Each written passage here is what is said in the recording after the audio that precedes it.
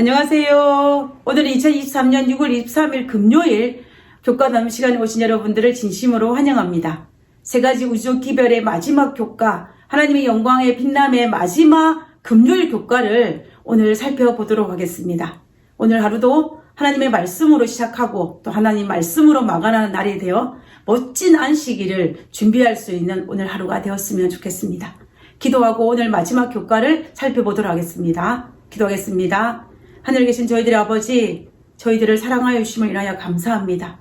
그 저희들을 하늘에 데려가시기 위해서 우리에게 복음을 주시고 예언을 주시고 기별을 주셔서 그 기별대로 살 수 있는 길들을 열어주심을 인하여 감사합니다. 아버지여, 우리가 마지막 그날에 동참하여서 예수님을 살아서 맞이할 수 있는 특권을 누릴 수 있도록 아버지여, 우리를 붙들어 주시옵소서. 오늘 이 시간도 우리와 함께하여 주실 것을 믿고 감사드리오며 거룩하신 예수님의 이름으로 기도드렸습니다. 아멘. 우리는 한 기 동안 세 천사의 기별에 대해서 살펴보았습니다. 오늘은 그 마지막 시간입니다. 오늘 금요일 교과를 다루기 전에 우리가 일주일 동안 다루었던 제13과를 간단히 정리해 보고자 합니다. 우리는 한 주일 동안 예수님의 재림은 너무나 확실한 사건이기 때문에 반드시 깨어 준비해야 하는데, 졸지 않고 깨어있기 위해서는 날마다 꾸준히 진리를 알아가는 영적 자극을 통해서 우리가 영적으로 깨어 있을 수 있다라는 사실을 확인할 수가 있었습니다. 그리고 예수님의 재림 직전에 살아있는 우리들은 세천사의 기별을 온 세계에 전함으로 말미암아 16세기에 있었던 이 불완전한 종교개혁을 온전한 종교개혁으로 이룰 수 있는 그 사명이 우리에게 주어진 사명임을 알 수가 있었습니다. 그리고 세천사의 기별 속에 담겨져 있는 예수님의 십자가의 품성이 우리 삶 속에 반드시 드러나게 함으로 말미암아 하나님께 영광을 돌리게 되는 것이고, 그 영광을 돌리는 것이 또한 우리의 의무요 사명이라는 것을 우리는 확인할 수가 있었습니다. 그리고 목요일 소지에서는 요한계시록 핵심이자 선악의 대쟁투의 그 핵심이라고 할 수 있는 누가 경배를 받아야 마땅하는가에 대한 그 해답을 제시하고 있습니다. 그것은 우리를 위해 죽임을 당하신 어린 양이신 예수님만이 오직 우리의 경배를 받으시기에 합당한 분이라고 소개하고 있습니다. 요한계시록, 특별히 세천사의 기별의 결과가 나온 것이라고 할 수 있습니다. 그것은 우리를 위해서 죽임을 당하신 예수님만을 경배하고 그 놀라운 사실을 세상에 알리는 것이, 세천사의 기별을 전하는 것이 바로 우리의 사명이요, 우리의 의무요, 우리의 특권이라는 것입니다. 자, 그러면 이러한 일들이 언제 폭발적으로 이루어질까요? 오늘 금요일 소지에서는 세천사의 기별이 폭발적으로 온 세상에 전해질 때의 모습을 자세히 설명하고 있습니다. 그래서 오늘 저는 이 금요일 소지에서 세천사의 기별이 언제 폭발적으로 이루어지는지, 그리고 세천사의 기별이 폭발적으로 이루어질 때에 어떤 일이 일어나는지에 대해서 오늘 이 시간 한번 살펴보고자 합니다. 먼저 이 일이 언제 폭발적으로 이루어질까요? 성경에서 이 언제에 대한 해답을 줄 수 있는 성경절이 있습니다. 그것은 바로 계시록 18장 1절입니다. 기억절에 있는 말씀이기도 하지요. 일 후에 다른 천사가 하늘에서 내려오는 것을 보니 큰 권세를 가졌는데 그 영광으로 땅이 환하여지더라. 이 장면을 설명해 놓은 188페이지 교과의 앞부분에 있는 그 내용을 한번 읽어보도록 하겠습니다. 하나님의 종들은 거룩한 헌신으로 빛나고 밝은 표정을 얼굴에 짓고 하늘의 온 기별을 선포하기 위하여 이곳에서 저곳으로 분주하게 왕래할 것이다. 온 세상은 무수한 음성으로 경고를 받을 것이다. 이적들이 일어나고 병자들이 고침을 받게 될 것이며 표적과 기사들이 믿는 사람들에게 따를 것이다. 세상이 하나님의 영광으로 땅이 환해진 모습입니다. 다시 말하면 세천사의 기별이 폭발적으로 전달된 뿐만 아니라 세천사의 기별을 전한 자들의 품성 또한 하나님의 품성으로 닮아 있음을 이야기하는 것입니다. 언제 이 일이 일어난다라고 했습니까? 요한계시록 그 다음 성경절을 보면은 우리가 그 해답을 찾을 수가 있습니다. 요한계시록 18장 2절과 4절에 있는 말씀입니다.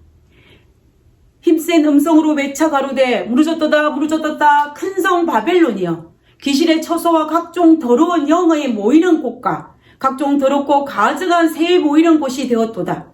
또 내가 들으니 하늘로서 다른 음성이 나서 가로되 내 백성아 거기서 나와 그의 죄에 참여하지 말고 그의 받을 재앙들을 받지 말라.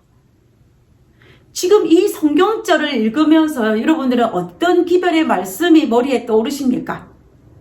계시록 14장 8절의 둘째 천사의 기별입니다.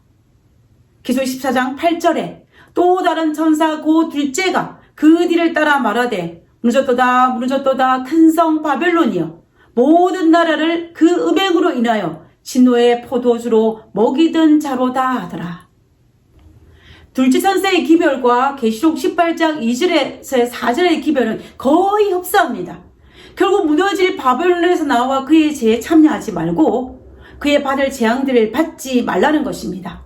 여기서 말하는 그 죄는 세상의 유전을 따라 하나님의 말씀을 왜곡시키고 이교의 교리들을 혼합하여서 계명을 무시하고 화려한 의식이나 예전을 중시하는 어떤 비성서적인 것을 의미합니다. 우리가 이번 주 교과에 살펴본 것처럼 중세시대에 들어온 성경 외에 다른 전통이나 유전 그리고 이교 교리를 제거하고 오직 성경으로 돌아감으로 말미암아 다시 말하면 온전한 종교 계획을 이루어서 그 죄에 참여하지 말고 그가 받을 재앙을 받지 말고 속히 무너질 바벨론에서 나오라는 기별이 바로 이 기별인 것입니다. 그러면 우리는 요한계시록 18장의 이 말씀을 통해서 알 수 있는 것은 새 천사의 기별이 온전히 전해질 그때에 온 세상이 하나님의 영광으로 환하게 비춰진다라는 것입니다. 자, 그러면 언제 그 일이 일어날까요? 우리는 사실 이 일이 일어나기를 얼마나 오랫동안 기다리고 있었습니까? 그 해답도 요한계시록을 통해서 우리는 알 수가 있습니다. 성경 중에서 가장 조직적으로 잘 짜여진 있는 성경을 꼽는다면 저는 단연코 요한계시록이라고 생각합니다. 요한계시록이야말로 정말 잘 짜여져 있는 그런 성경책입니다. 특별히 요한계시록의 그 특징을 살펴보면 앞장의 사건을 이어받아가지고 그 다음 장으로 넘어가는 행식으로 설명하고 있는 것을 볼 수가 있습니다.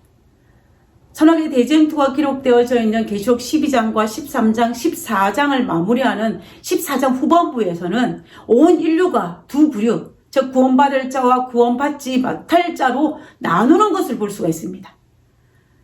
그리고 먼저 구원받지 못할 자들의 운명에 대해서 계시록 16장부터 20장까지 예언을 하고 그리고 그 이후에 구원받을 자들의 운명에 대해서는 계시록 21장과 22장에서 예언하고 있습니다.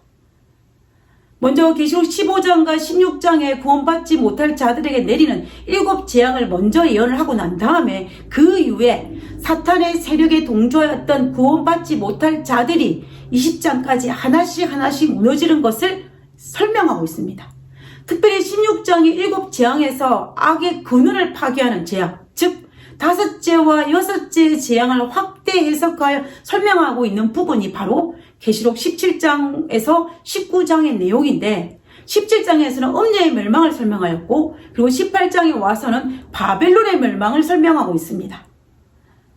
바벨론과 음녀는 동일한 세력이긴 하지만 약간의 차이점은 있습니다. 그것은 음녀는 어떤 세속적인 정치적 세력으로서 짐승을 미혹하는 정치적 세력을 음녀라고 이야기하였고 그리고 바벨론은 이교의 교리를 가지고 미혹하는 어떤 종교적인 세력을 여기에서 설명하고 있습니다. 그러면 바벨론의 세력의 심판을 받기 전에 하나님의 백성은 바벨론의 멸망과 함께 망하는 그 운명을 피하기 위해서 세상을 지배하는 어떤 배도한 종말, 배도한 종교 세력에서 하나님의 진리 안으로 들어옴으로 말미암아 같이 망하지 말라고 호소하는 것이 바로 이 기별인 것입니다. 이때에 셋째의 기별이 폭발적으로 전해진다라고 요한계시록 18장에서 말하고 있는 것입니다. 이것이 바로 늦은비 성령입니다. 결국 늦은비 성령의 역사를 통하여서 셋째의 기별이 폭발적으로 전해질 것입니다. 그것이 조금 전에 교과서에 나와 있던 부분을 읽었던 바로 그 장면입니다. 한 번 더 읽어보도록 하겠습니다. 그때에 하나님의 종들은 거룩한 헌신으로 빛나고 밝은 얼굴을 짓고 하늘에서 온 기별을 선포하기 위하여 이곳에서 저곳으로 분주히 왕래할 것이다. 온 땅은 무수한 음성으로 경고를 받을 것이다.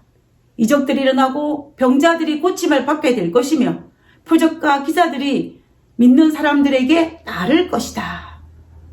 구약의 요엘 선자가 예언하기를 여호와의 크고 두려운 날이 있기 전에 성령을 통한 큰 부흥이 일어날 것이라고 예언하였습니다.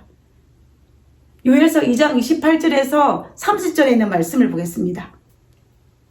그 후에 내가 내 시를 만민에게 부어주리니 너희 자녀들이 장래일을 말할 것이며 너희 늙은이는 꿈을 꾸며 너희 젊은이는 이상을 볼 것이며 그때 내가 또 내 신으로 남종과 여종에게 부어줄 것이며 내가 이적을 하늘과 땅에 베풀리니 곧 피와 불과 연기 기둥이라.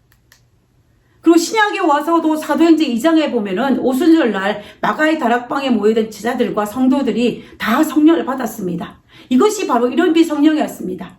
이 성령을 받고 난 이후에 베드로가 설교를 하면서 자신들이 받은 이 성령이 요엘 선자가 예언한 그 성령이라고 예언하고 있습니다.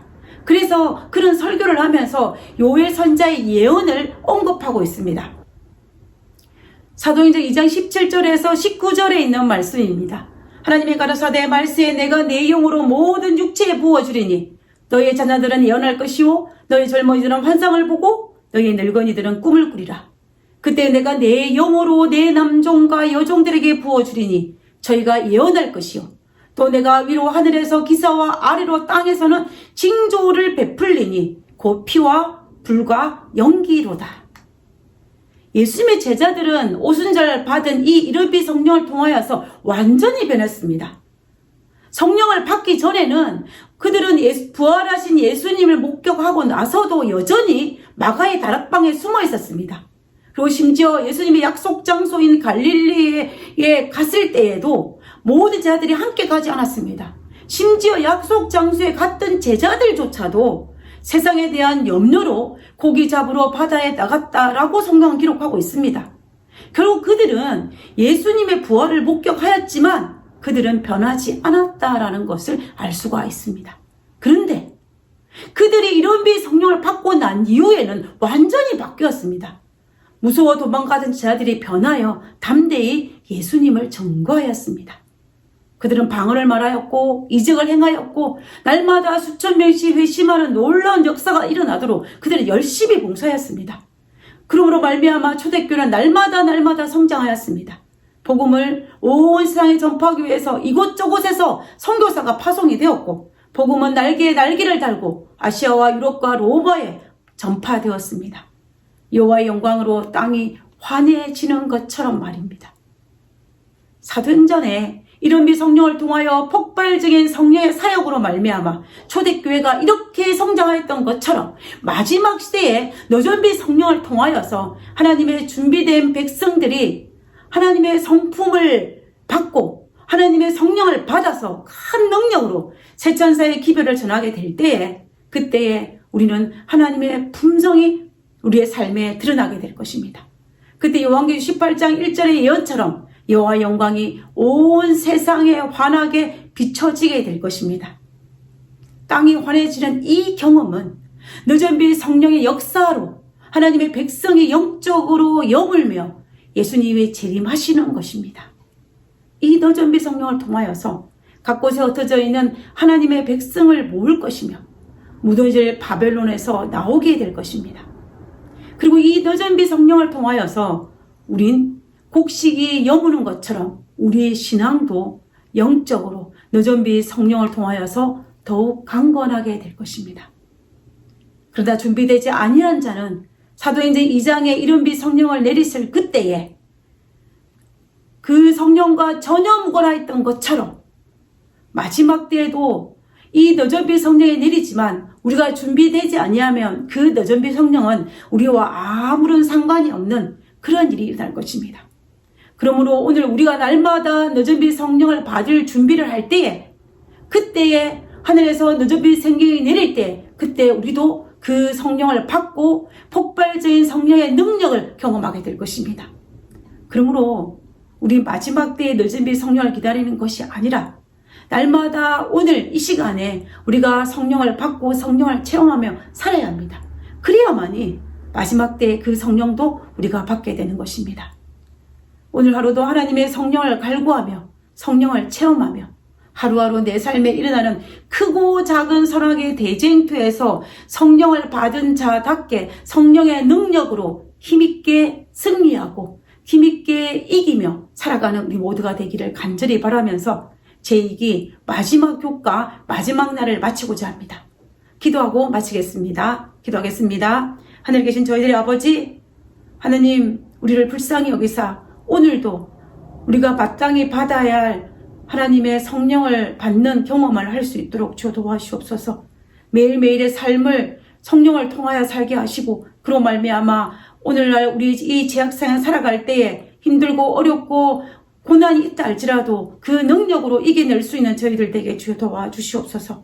아버지여, 그렇게 하여 마지막 그날에 마지막 늦음이 성령이 내릴 그때에 우리가 하나님의 부름받은 사도로서 부름받은 주님의 백성으로서 크게 당신의 쓰임받는 백성으로 살 수 있는 저희들 되게 도와주옵기를 간구하며 거룩하신 예수님의 이름으로 기도드렸습니다.